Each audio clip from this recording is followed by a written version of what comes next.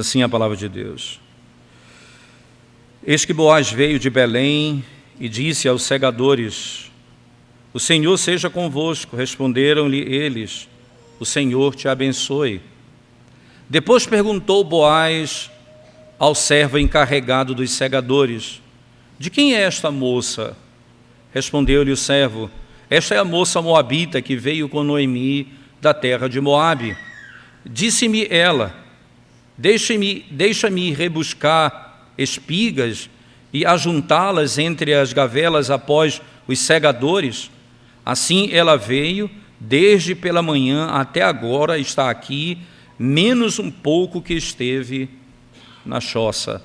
Menos um pouco que ela esteve na choça. Vamos à presença de Deus em oração mais uma vez, irmãos. Nós te exaltamos, Senhor Deus, pelo privilégio, mais uma vez, de podermos ouvir a Tua voz por meio da pregação da Tua palavra. Fala ao nosso coração, desvenda os nossos olhos, e nós temos a convicção, ó Deus, de que a Tua palavra, no poder do Teu Espírito, é poderosa para transformar a nossa vida verdadeiramente. Opera a Tua obra na nossa alma, transforma o nosso ser para a glória do Teu nome. Em nome de Jesus nós oramos. Amém. Amém. Nós temos aqui, irmãos, mais uma vez nessa sessão, agora uma narrativa que é um pouco mais longa, podemos dizer, só que ela é subdividida em duas partes, assim que normalmente a gente vai procurar fazer. A narrativa, na realidade, começa no verso 4 e termina no verso 17a, certo? Por quê? Só para você entender como funciona isso, no capítulo 2, verso 4, o texto diz assim: Eis que Boaz veio de Belém. Então, você tem um movimento físico. Boaz, ele estava em Belém e veio para os campos. Então, os campos era onde ele produzia, onde plantava e colhia. Ele morava na cidade de Belém de Judá. Então, ele veio de Belém para os campos. Então, aqui é onde essa história vai acontecer.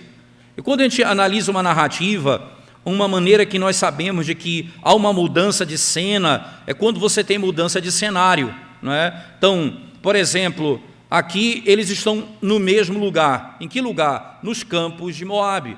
Só que há uma diferença. Agora, nessa primeira sessão, eu tenho apenas o diálogo entre o Boaz, como diz o texto, não é? E depois ele vem e se dirige ao servo dele, que era o encarregado dos segadores. Então, há um diálogo entre Boaz e o servo dele, que era o encarregado deles. Mas isso ocorre dentro do mesmo local, nos campos de Moabe.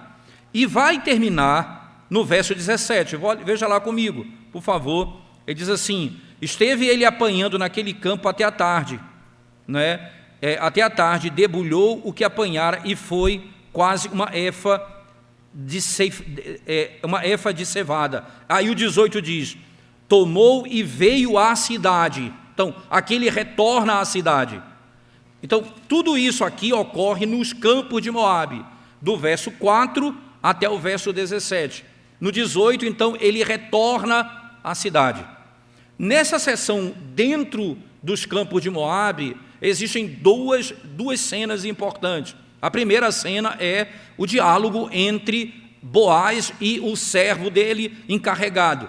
Depois do verso 8 em diante, até o 17, você vai ter o diálogo entre Boaz e Rute, certo? Diretamente. Então, até que ela seja informada, ou então ela passe a falar no texto, vai chegar a partir do verso 8. Então, aqui, o que nós vamos analisar hoje, dentro dessa seção maior, que vai do verso 4 ao 17, o que nós vamos analisar é o diálogo entre Boaz e o servo, certo? Essa é a análise e o texto que nós vamos nos deparar para fazer. E o que, essencialmente, esse texto narra? O que é que ele conta? Qual é o ponto central dessa história aqui, irmãos? É o testemunho dado pelo servo acerca de Rute. Mas, ao mesmo tempo, a apresentação de uma das características de Boaz.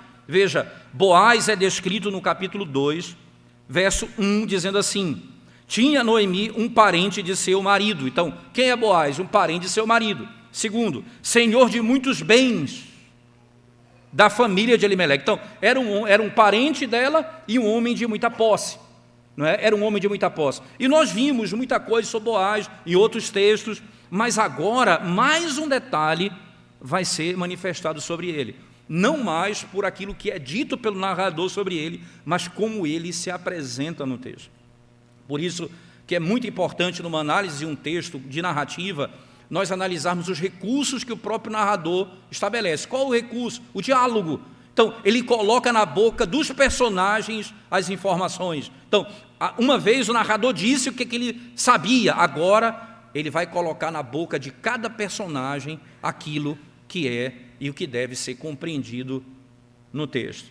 E o que é que ocorre aqui, no primeiro momento, irmãos, no verso 4? O texto diz assim: eis que Boaz veio de Belém. Então, lembre-se, ele chega nos campos que pertencem a ele.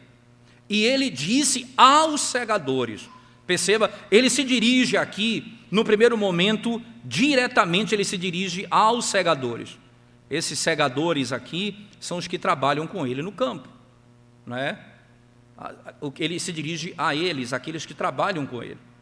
Os que são inferiores em termos de, são subordinados a ele, em termos da estrutura estabelecida no 5º mandamento. E ele se dirige aos segadores. E veja as palavras dele iniciais, as palavras iniciais. O Senhor seja convosco. Responderam-lhe eles: o Senhor te abençoe. Aqui nós começamos, e o narrador vai mostrar para a gente, veja, irmãos, provavelmente Samuel vai nos mostrar aqui o caráter de Boaz. Não é? Que tipo de homem cumprimenta seus servos e trabalhadores dessa maneira?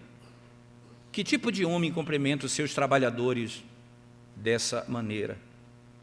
Boaz está revelando aqui, de fato, que ele é um homem piedoso e que trata com respeito aqueles que estão debaixo da sua autoridade, os que estão debaixo do seu governo, que são seus servos.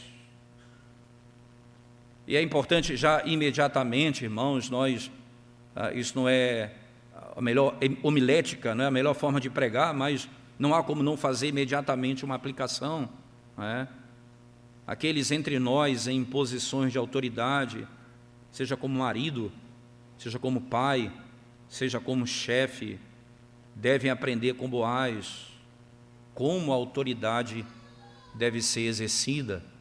Um pai, um chefe, um patrão, como nós devemos exercer a autoridade sobre as pessoas que estão debaixo do nosso governo. A humildade de Boaz é destacada aqui, né?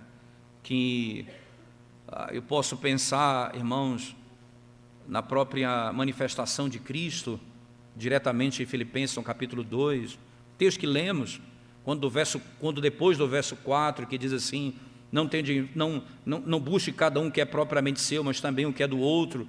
Aí no verso 5 ele diz: tende em vós o mesmo sentimento que houve em Cristo Jesus, que sendo Deus, não por usurpação se fez servo. Ele não é Deus porque ele usurpou o trono, ele é Deus por natureza.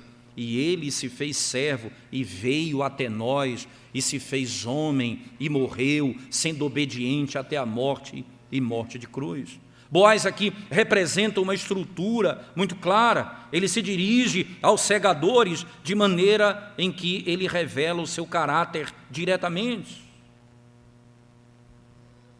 Boaz usa o seu poder, usa a sua influência, usa a sua riqueza e usa a sua grandeza para servi-los. Ele usa tudo o que Deus lhe deu para o bem daqueles que trabalham para Ele. Você vai perceber na seção seguinte, a partir do verso 8 em diante, que Ele não fará isso apenas com os servos, Ele fará isso também com Ruth. Ele é um homem bom, que tudo o que Deus deu a Ele, Ele usa para o serviço e para o bem dos outros. especialmente aqueles que o Senhor colocou sob sua responsabilidade. Acontece que o que vem a ser essa linguagem utilizada no texto, irmãos, o que exatamente significa o fato de Boaz rogar as bênçãos do Senhor? Por que as bênçãos do Senhor aqui são invocadas nesse texto? Isso chama a nossa atenção também, porque essas bênçãos aqui não são apenas meras descrições de saudação, como alguns estudiosos vão afirmar que era comum fazer na época em que eles viviam. Isso pode até parecer, irmãos, mas não é isso que o texto quer nos ensinar. Até porque a linguagem aqui é uma linguagem pactual. Perceba, ele diz assim, irmãos: o Senhor seja convosco. O Senhor seja convosco. O Senhor esteja convosco. O Senhor seja sobre vós. É interessante que isso aqui são promessas abençoadoras da parte de Deus. Até o momento em que Cristo foi levar, antes dele ser levado aos céus, ele se reúne com os discípulos pós-ressurreição e diz: eu estarei convosco até a consumação dos séculos. A expressão do coração dele: o Senhor esteja convosco e haja em seu favor e esteja ao seu lado. O Senhor os abençoe.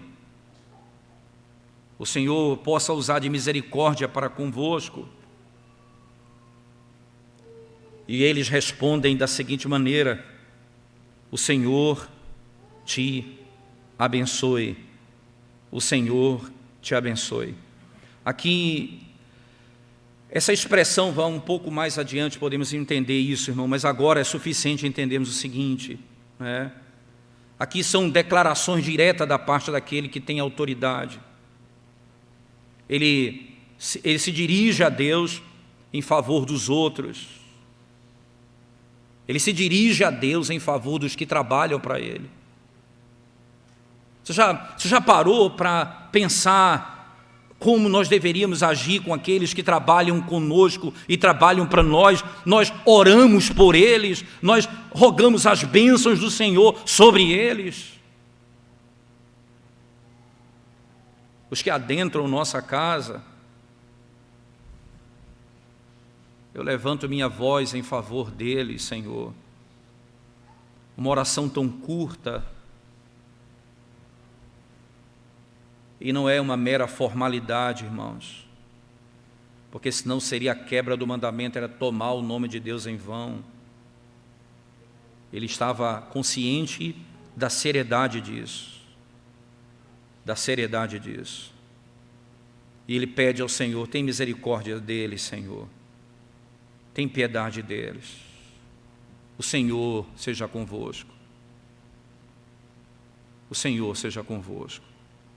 Não faça isso e não pense que isso é um tipo de também de sorte, não é? Alguém pode imaginar e fazer disso aqui como normalmente se faz, né? Um tipo de você cria um modelo e você segue o modelo e dizendo: se eu fizer isso, vai ser um dia abençoado. É a expressão do coração. Não faça isso com a ideia de que isso é apenas algo que foi criado para que você seja abençoado. É como as pessoas dizem normalmente: eu faço isso se Deus quiser, eu farei isso se Deus quiser. Não porque eles querem fazer a vontade de Deus, é porque eles criaram estruturas no seu pensamento para ter algum conforto, não porque eles almejam a vontade de Deus. Eu preciso dizer a eles que o Senhor esteja contigo, esteja convosco de verdade e de todo o coração. Você sabe, irmãos, que essa é a maneira, desde o Antigo Testamento, antes mesmo disso, você imaginar, isso era um costume que se criou e era estabelecido entre aqueles que pertenciam a Deus. Por exemplo, o Salmo de número 129, preste bem atenção nesse salmo, é um salmo curto, não é? É um salmo que chama a nossa atenção, porque é um salmo claramente conhecido, né? O salmo de escadaria, né? De subida, e salmo de degrau. E o Salmo 129 diz assim: versos 7 e 8, mas eu quero ler com vocês todo o salmo, que é um salmo curto, não é? Salmo 129 diz assim, preste bem atenção, especialmente nos últimos 2 versos. Muitas vezes me angustiaram desde a minha mocidade. Israel que o diga. Desde a minha mocidade me angustiaram, todavia não prevaleceram contra mim. Sobre o meu dorso lavraram os aradores, nele abriram longos sulcos, isto é, no meu dorso eles abriram ali valas imensas. Ele diz, mas o Senhor é justo, cortou as cordas dos ímpios. Sejam envergonhados e repelidos todos os que aborrecem a Sião. Sejam como a erva dos telhados, que seca antes de florescer, com a qual não enche a mão o ceifeiro, nem os braços o que ata os fez. E também os que passam não dizem, a bênção do Senhor seja convosco. Nós vos abençoamos em nome do Senhor. E dizem, e também os que dizem, os que passam não dizem, a bênção do Senhor seja convosco. Era a manifestação, literalmente, irmãos, e entenda que a bênção de Deus e o desejo de Boaz para que eles fossem abençoados, é para que eles fossem, além de tudo, prósperos e colhessem e a terra produzisse. Porque a bênção do Senhor está associada à própria bênção da terra. Lembre-se, a fome que levou a família de Elimeleque para os campos de Moabe foi quando o Senhor julgou Israel e puniu por causa dos seus pecados, cerrando os céus, impedindo a chuva e fazendo a terra infrutífera. Ora, o perdão dos pecados e a restauração é fruto da bênção de Deus sobre o povo, e isso é um constante desejo, que o Senhor seja convosco, que o Senhor te abençoe, que o Senhor esteja no nosso meio, que o Senhor seja adorado e servido, que a bênção do Senhor sobre o povo é sinal de um princípio pactual de obediência à própria palavra de Deus. Mas acontece que logo após, depois de revelar um pouco o seu caráter, uma característica muito clara de Boaz, né? Ele chega para os segadores e se dirige a eles, refletindo Cristo nesse sentido. Na segunda parte da mesma sessão ele diz, depois perguntou Boaz ao servo encarregado dos segadores, de quem é esta moça? De quem é esta moça? Primeiro, perceba que Ruth chama a atenção de Boaz de alguma maneira, não é? Chama a atenção de Boaz. É importante frisar que talvez ele já tenha tido informações sobre ela, que no decorrer da conversa aqui, do verso 8 em diante, isso vai ficar claro que ele sabe sobre a vida dela. Só que ele não associava a pessoa aos acontecimentos. Então, ele olha e pergunta, quem é essa moça? Quem é Boaz? Qual é outra característica dele, irmãos? Ele conhece os que trabalham para ele, entenda isso. Os seus trabalhadores, ele vai e se dirige a eles.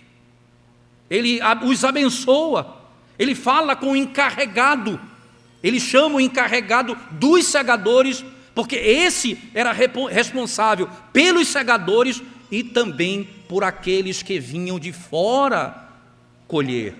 Porque quem colhia ali, irmãos? Viúvas, como o caso dela, estrangeiros também, como o caso dela, e órfãos. Eram aqueles que iam colher ali naquele local. Só que ele devia conhecer as pessoas que estavam ali, e aquela pessoa lhe chama a atenção. Essa pessoa eu não conheço. Quem é ela? Quem é essa moça?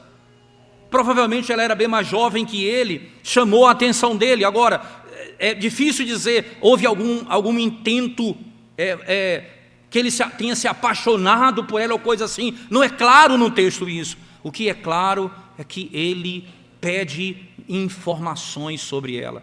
Ela chama a atenção dele e ele pede informações sobre ela. Aqui ele vai falar ao que era, como diz o texto, encarregado dos segadores. E ele pergunta: de quem é esta moça? De quem é esta moça? É uma pergunta interessante, porque as pessoas vão fazer mil ilações aqui, então, quem é o dono dela, coisa assim. Isso não tem muito sentido no texto. O que ele está perguntando é simples, irmãos. A pergunta é: que família ela pertence? Qual a origem dela? Essa é a pergunta. Tanto é que a resposta dele, do carregado, é simples. Respondeu-lhe o servo: esta é a moça moabita que veio com Noemi da terra de Moab. Então, o que ele conta para ele? Ele conta para ele a origem dela. Então, a pergunta dela não é se ela é escrava, não, a quem ela pertence, qual é a sua história. E ele, então, conta a história dela para ele, no aspecto geral. Essa é a moça, a moabita, não é? Que veio com Noemi. Lembre-se, um detalhe importante, irmãos, que me chama a atenção aqui, é o fato de que, na resposta dele, ele descreve, primeiro, o seu caráter como estrangeira. Ela é moabita. Segundo, ela tá linkada à família de Noemi, da terra de Moabe. Lembre-se que essa informação é importante quando você junta no que está no capítulo 12, verso 1, que diz: tinha Noemi um parente de seu marido, senhor de muitos bens da família de Elimeleque, o qual se chamava Boaz. Então, ali estão juntando as peças. Ele é o resgatador dela, possivelmente, e ela é estrangeira. Então ela se adequa ali claramente àquela que vai colher daqueles frutos. E o que é que ele conta? O que é que ele descreve sobre ela? Né? Isso, irmãos, me chama a atenção enquanto eu lia os comentaristas e preparava esse sermão, várias vezes eu me peguei pensando sobre isso aqui, como essa moça chamou a atenção desse homem, como que essa viúva, essa mulher, chamou a atenção desse homem. Em nenhum momento você vai ouvir falar da beleza dela no texto. Não se fala se ela era bonita ou não era bonita, o texto não entra nesse detalhe. Mas o que é descrito dela são características que são contínuas e são perenes. Quem é essa moça? A quem ela pertence? Eu vou lhe contar a história dela, mas eu vou lhe contar o que eu vi aqui. Quanto à sua história, o que eu vi, ela é moabita. Ela veio com Noemi. Mas aqui, o que eu vi foi o seguinte. E ele passa a descrever o que vê, ou o que viu. Você sabe, irmãos, como que a nossa fé, ela é percebida. Não adianta nós falarmos que cremos. Lembra que foi declarado isso por Ruth ali no capítulo 1, quando ela, diferente de Orfa, tomou a decisão dizendo: o teu Deus é o meu Deus, o teu povo é o meu povo. E ela segue Noemi, e ela vem para Belém, ela vai habitar ali. Então, a fé dessa mulher é manifestada no texto. Agora, como ela vive segundo aquilo que ela crê. E preste atenção nisso, irmãos. A lei é muito clara. Nós lemos domingo passado, Levítico, Deuteronômio, vários lugares onde mostra que a lei era clara. Havia a necessidade de que os segadores não cegassem, não colhessem tudo, mas deixassem o que caiu e aquilo que não foi conseguido tirar, para que fosse rebuscado por essas pessoas aqui, viúvas, pobres, coisas afins, como o texto descreve aqui. Ela veio para fazer isso, ela conhecia a lei. Mas você sabe como é que ela é descrita, irmãos? Verso 7, disse-me ela: deixa-me rebuscar espigas e ajuntá-las entre as gavelas após os segadores. segadores vão à frente, depois deles. Deixa-me rebuscar o campo. Deixa-me rebuscar o campo. Lembre-se que vocês vão se lembrar que nós falamos domingo passado, irmãos, que é uma lei, mas era requerido boa vontade e caridade daqueles que possuíam. O Senhor poderia puni-los, mas não havia uma lei específica no registro civil em Israel que punisse os que não fizessem tais coisas. A coleta era uma forma de caridade. A coleta era uma forma de manifestação da bondade daquele que possuía. Por isso vamos bater nessa tecla, não é? Não acreditem em governo que quer aumentar impostos para dar aos pobres, porque não farão. Não creiam nisso. Não creiam nesse tipo de argumento. Nós vamos aumentar impostos para socorrer os pobres. Normalmente não termina bem isso. O que é requerido, e principalmente do povo de Deus, irmãos, é que tenha caridade, que haja disposição de alma para socorrer os pobres, que aqueles que têm muito possam dar aos que não têm nada, socorrer aos que não têm nada, segundo os padrões que Deus estabeleceu, as regras que Ele mesmo estabeleceu na sua palavra. Lembre-se, quando Judas, que cuidava das finanças dos discípulos, quando viu aquela mulher que trouxe ali um bálsamo e derramou aos pés do Senhor, ele ficou revoltado com aquilo, dizendo: por que ela fez isso? Esse dinheiro, isso vale 300 denários, isso muitos dias de trabalho, isso vale muito dinheiro, isso poderia ter sido dado aos pobres, ela gastou tudo em Cristo. Aí João descreve no mesmo capítulo 12, dizendo assim: ele não estava preocupado com os pobres, ele era ladrão e por isso falava em dinheiro. Está lá em João 12. Normalmente, os que defendem a causa dos pobres por meio do dinheiro dos outros são ladrões. Normalmente. Porque nenhum desses tira do seu para dar para os outros, eles querem tirar dos outros para dar para o povo. Normalmente, uma pessoa não faz assim. Ora, é um princípio de caridade, é um princípio bíblico, e ela chega, veja, se é uma lei, ela poderia chegar diante dele e dizer: eu tenho que estar aqui, a lei diz que vocês precisam abrir espaço para mim.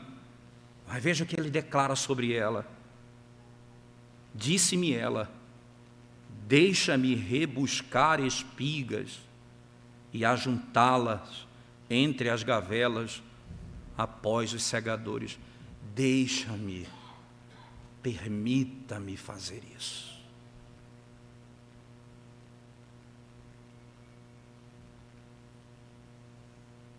Ora, nós sabemos, irmãos, que Deus nos tem abençoado com toda sorte de bênçãos espirituais. Mas existem aqueles bem loucos que chegam diante de Deus e dizem assim: Senhor, o Senhor me deve isso. O Senhor precisa me dar isso, porque o Senhor prometeu, o Senhor vai dar. Nós não aprendemos a orar assim: Senhor, tem misericórdia de mim, compadece-te de mim, socorre-me, Senhor, nas minhas necessidades. O Deus que tem tudo e prometeu todo cuidado ao seu povo, nos ensina a orar, suplicando o seu favor.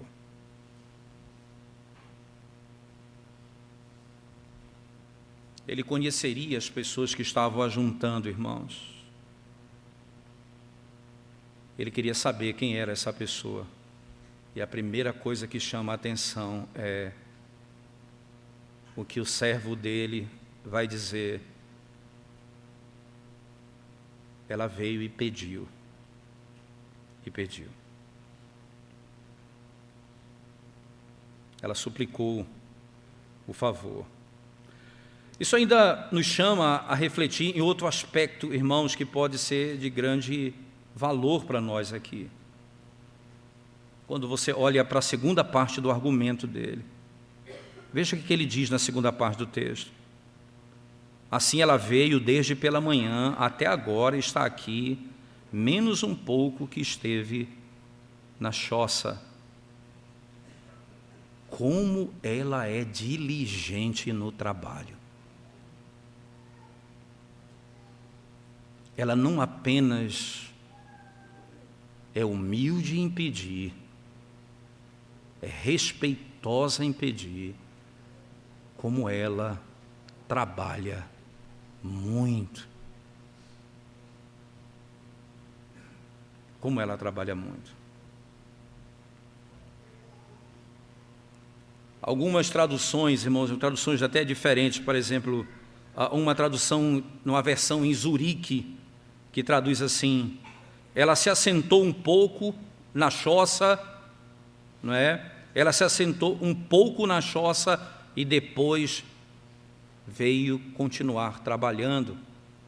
O que ele está dizendo é, ela esteve desde manhã até o fim do dia, só o tempo que ela ficou descansando um pouco e logo voltou para trabalhar. Ela é uma mulher dedicada. Ela é uma mulher, irmãos, que trabalha duro. Ela não é como aquela mulher de Provérbios, que anda de praça em praça, de casa em casa, conversando com um e com o outro. Ela não perde tempo, ela trabalha.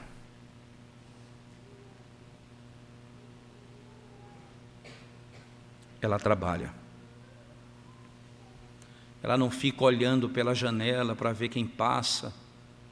Ela não vai para as portas das casas saber quem chegou ou quem não chegou. Ela não vai para as praças públicas saber da vida dos outros. Ela, desde o amanhecer até o pôr do sol, exceto o tempo em que ela descansou, ela trabalha.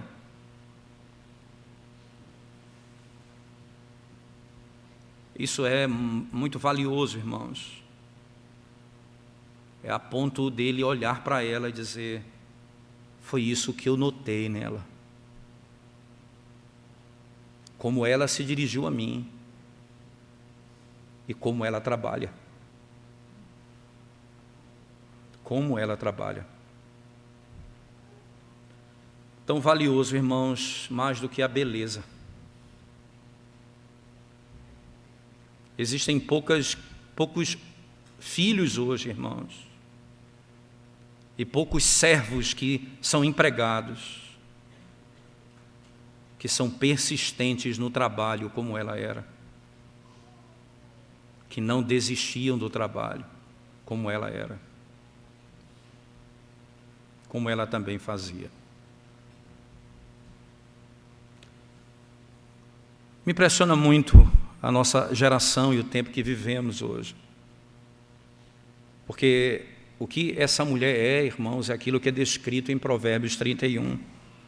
Veja, primeiro, nós lemos Provérbios 7, ela não é aquela prostituta que anda de casa em casa, de rua em rua, olhando pela janela. Ela é uma mulher séria e trabalhadora e digna e humilde e serva. Mas aí você vai para o mesmo livro de Provérbios, no capítulo 31, quando fala sobre ela, a partir do verso 10, mas no verso 29 ele diz assim: muitas mulheres procedem virtuosamente, mas tu a todas sobrepujas. Enganosa é a graça e vã a formosura, mas a mulher que teme ao Senhor, essa será louvada. As mulheres de hoje são louvadas pelo corpo que elas têm. É tão passageiro, irmãs. É tão passageiro. Tudo vai passar. a beleza é efêmera, é vazia, tudo vai passar.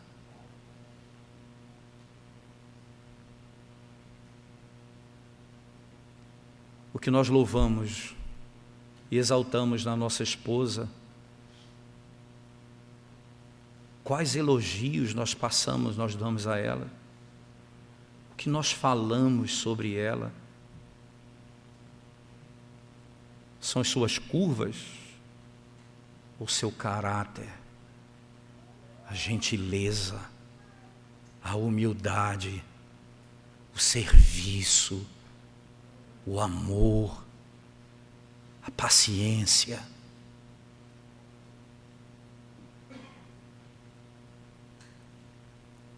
O que mais nos chama a atenção?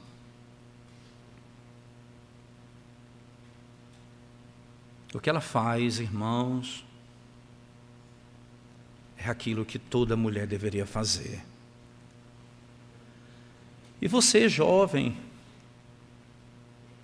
o que você olha, o que você procura numa moça? O que você está em busca? É a mera aparência? É por essa aparência que você se apaixonou?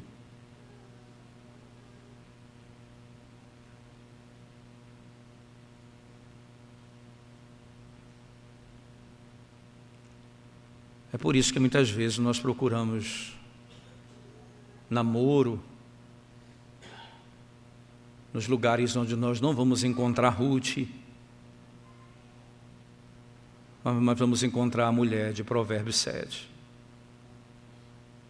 Nas praças, nas festas, nas baladas. Ruth não está lá. Ruth não está nesse lugar. Ela está nos campos, trabalhando, servindo.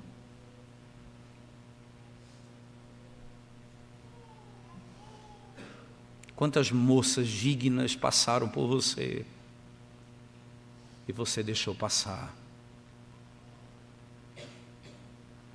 Porque simplesmente não era tão bela quanto você sonhava.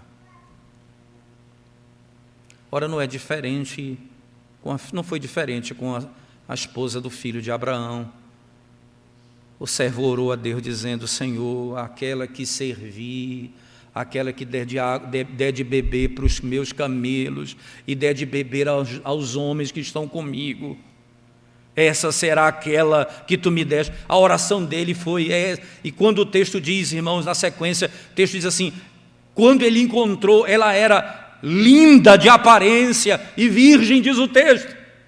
Mas a oração dele foi: é a que servir. Pelo que você ora, o que você busca numa esposa?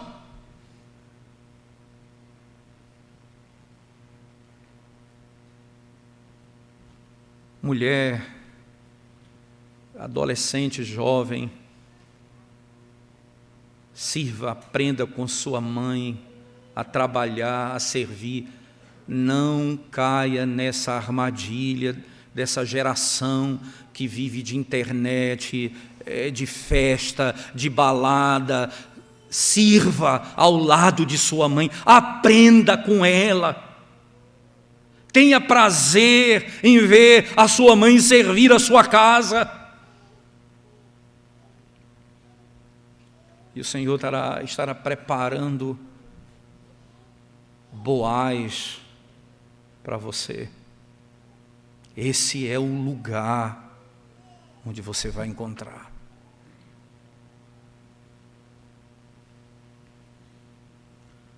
E por último, irmãos,